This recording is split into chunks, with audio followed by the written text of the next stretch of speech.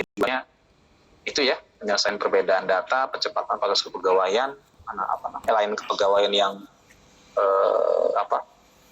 yang prima tadi disebutin ya, pengurusan data pegawai. Nah, saya langsung demo aja. Terkait tadi, misalkan kita diminta, saya ada yang tanyain dulu, sambil saya login dulu. Suara saya kedengeran nggak ya? Jangan-jangan dari tadi saya ngomong nggak ada yang denger ini. Dengar Pak Norman. Aja nih. Siap. Dengar aman. Boleh langsung izin diskusi atau ini Pak Norman? Boleh, silakan. Atau nunggu selesai? Ya, masih ada waktu sih. Silakan aja. Kalau mau ini ada yang mau ditanyakan langsung aja. Silakan yang ditanyakan yang offline dulu deh. Kami tawarkan yang offline, yang luring. Ada yang tanyakan dari grup Kupang dan grup Palu. Ada dari Kupang. Dari Kupang. Oh, silakan. Silakan dari Kupang. Terima kasih. Bisa menyampaikan nama dari mana? Pak Norman. Ya, Bu. Saya Nilu dari Balai NTB. NTB ya, Bu. Silakan dulu. Pak Norman, saya mau nanya, ini kan kita lagi disuruh mendata untuk pegawai yang punya ijazah profesi insinyur. Nah, itu dimasukkan di pendidikan apa di diklat di dalam IHRM? Itu yang saya tanyakan. Terima kasih Pak Norman. Selamat pagi. Pagi Bu. Nah, ini juga sebelumnya tuh ya, insinyur ini kan terkait dengan gelar ya Bu ya. Jadi tidak hanya sekedar dokumennya aja, gelarnya pun kalau nggak salah diminta untuk diinput di komponen nama itu. Jadi misalkan Norman masuk ikut profesi insinyur, dapat tuh. Nah, sampai 2 tahun lalu kalau nggak salah saya masih terima SK pencantuman gelar dari BKN.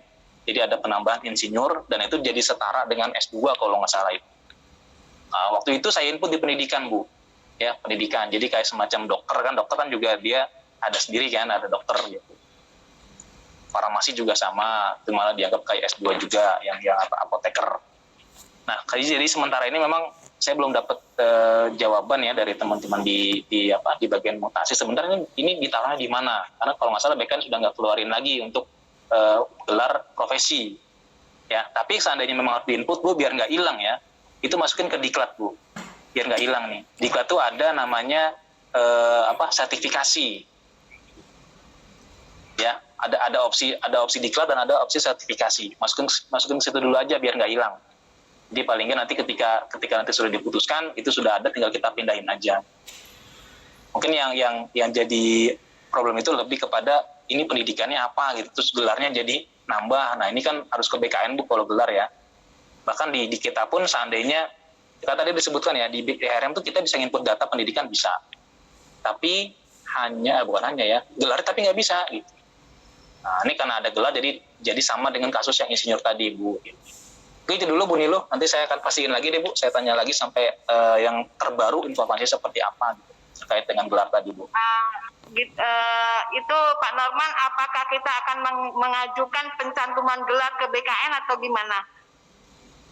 Yang insinyur?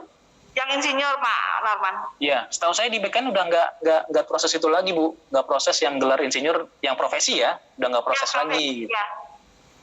Di BKN sudah tidak proses lagi Bu.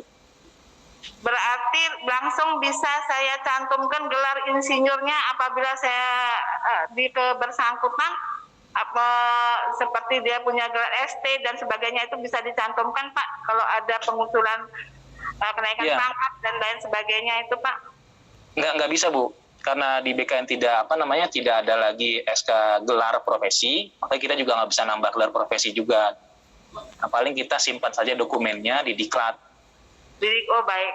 Ya. Berarti insinyurnya tidak dipakai gelarnya itu Pak sementara ini gitu ya Pak? Bu, sampai saat ini sih saya belum dapat informasi lagi. Nanti saya tanyakan lagi deh kayak gimana ya proses terakhirnya gitu ya. Profesi ya. Ya. Baik Pak. Sekarang lagi ramai juga tuh. Kemarin juga diminta oleh PII ya, Persatuan Insinyur ya. Potensi insinyur kita ada berapa? Oke, ada lagi sebelum saya lanjut dulu. Jadi intinya mungkin dulu buat rekan-rekan di universitas lain juga ya, bahwa pencantuman gelar insinyur, pencantuman gelar profesi, baik itu insinyur, akuntansi ataupun hal yang lain itu BKN tidak dapat menerbitkan. Satu poinnya itu. Jadi kalaupun diusulkan pun akan tertolak oleh BKN. Karena kami pernah juga di tahun 2019 atau 2020 itu mengusulkan ke BKN terus dikembalikan. Karena proses profesi itu bukan dicantumkan gelar di BKN. Nah, itu mensiasatinya seperti apa? Tidak bisa dicantumkan di database kepegawaian. Karena database kepegawaian HRM ini sinkron tadi dengan SAPK. Kalau misalkan datanya nanti berbeda, nggak akan bisa terbit tuh kenakan pangkat dan lain sebagainya seperti itu. Nah, gimana untuk menyimpan saja, disimpanlah di diklat arahan Pak Norman tadi untuk biar tidak hilang aja. Jadi secara database kepegawaian, gelar-gelar profesi tersebut tidak usah dicantumkan, seperti itulah intinya seperti itu.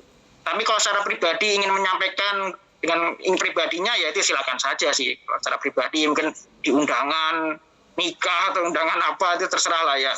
Tapi kalau terkait database kepegawaian untuk saat ini belum dapat dicantumkan gelar profesinya di database kepegawaian. Mungkin gitu ya Pak Norman ya, kurang lebihnya ya.